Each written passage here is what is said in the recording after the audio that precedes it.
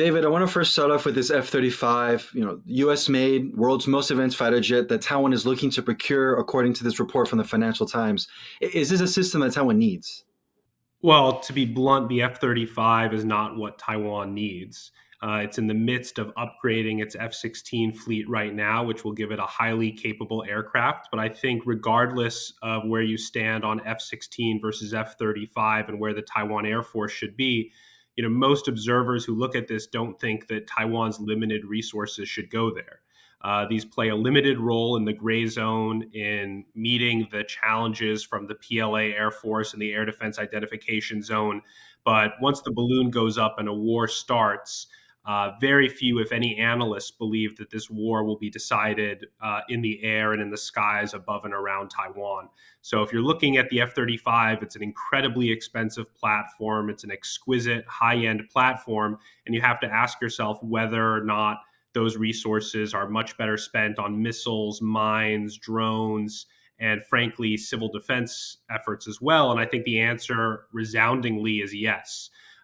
One of the reasons for Taiwan looking to spend so big on this arms sale, according to this report, is that it wants to prove to the next administration that it is serious about its defense. What do you make of that reasoning? And here I would say two things. Number one, clearly Taiwan has read what President elect Trump has said about Taiwan. And that is that Taiwan doesn't give us anything.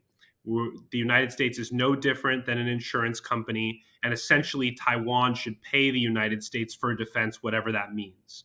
And so Taiwan and the national security establishment on the island could interpret that as meaning, well, if there are large arms sales to Taiwan, 10, $15 billion plus, maybe that's what Trump wants and what he means when he says pay the United States for defense. And so maybe leaders in Taipei believe that that is a down payment on American support and American defense.